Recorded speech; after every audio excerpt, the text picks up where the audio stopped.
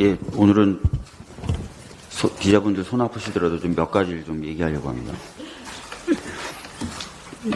너무 길게는 안 할 테니까요. 아까 원내대표님이 코리안 디스크 리스크 말씀하셨어요. 실제로 저도 윤석열 대통령이 그 핵심 이유다라고 생각합니다.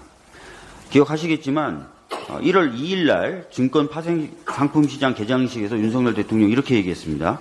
이사회가 의사결정 과정에서 소액주주의 이익을 책임있게 반영할 수 있도록 하는 상법 개정 역시 추진할 것이다. 이렇게 얘기했습니다. 이게 무슨 얘기냐면요.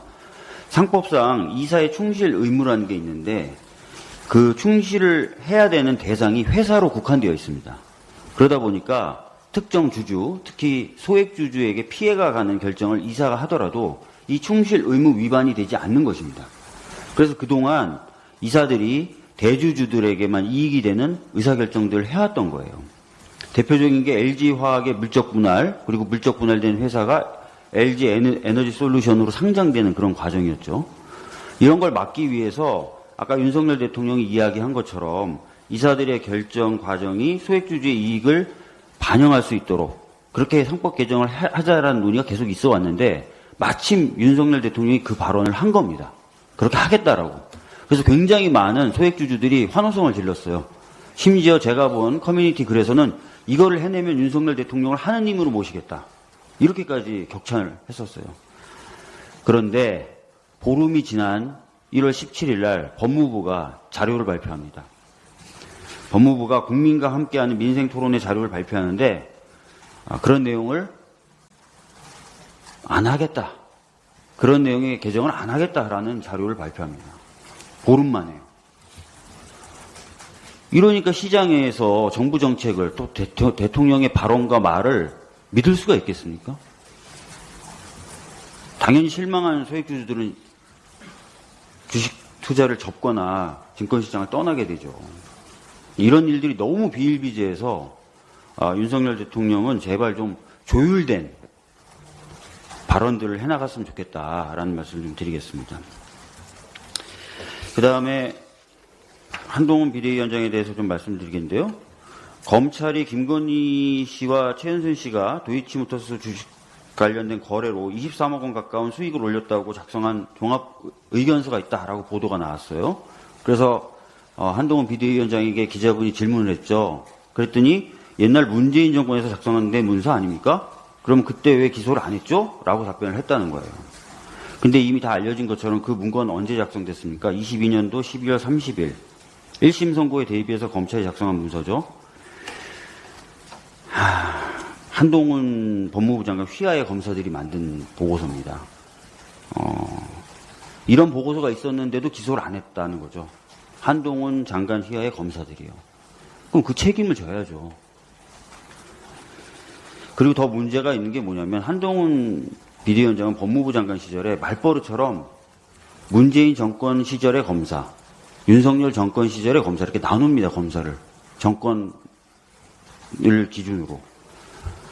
검사가 전 정권 검사, 현 정권 검사가 있다.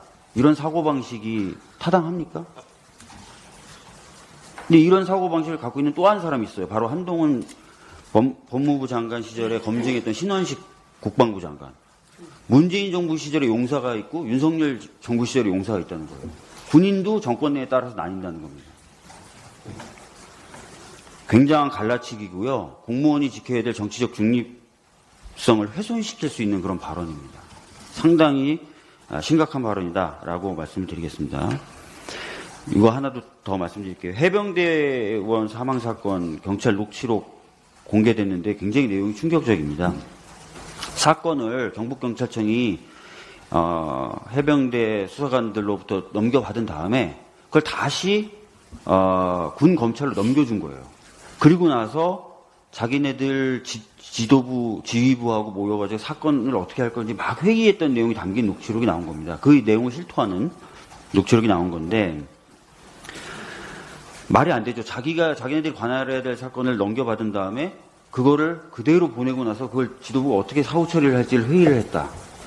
이것은 이 전방위적으로 외압이 작용했다는 것을 증명할 수 있는 내용이었습니다. 근데 이 녹취록을 듣다 보면 막 눈물이 흘러요. 눈물이 흐르는데 해병대 수사관이 그럽니다. 저희는 법대로 했는데 저희한테 왜 이러십니까? 경찰관님도 저희한테 아무 문제 없다고 그러셨는데 왜 지금 이러십니까? 저희는 지금 압수수색까지 당하고 있습니다. 해병대원이 죽었는데 저희들이 그걸 법적인 절차에 따라 수사한 건데 저희가 왜 이런 취급을 받아야 됩니까? 라고 항의를 합니다.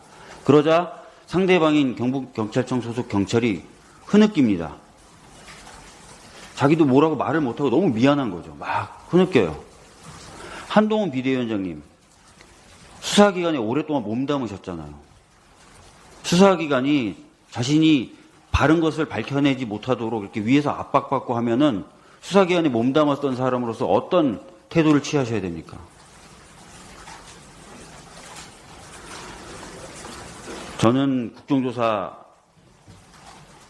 받아야 된다고 생각합니다. 국민의힘이 받아야 된다고 생각하고요.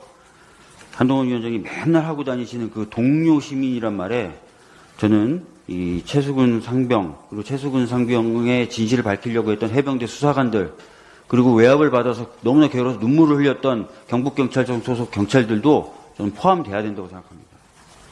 꼭 국정조사 실시될 수 있도록 협조해 주시길 바랍니다. 이상입니다. 예.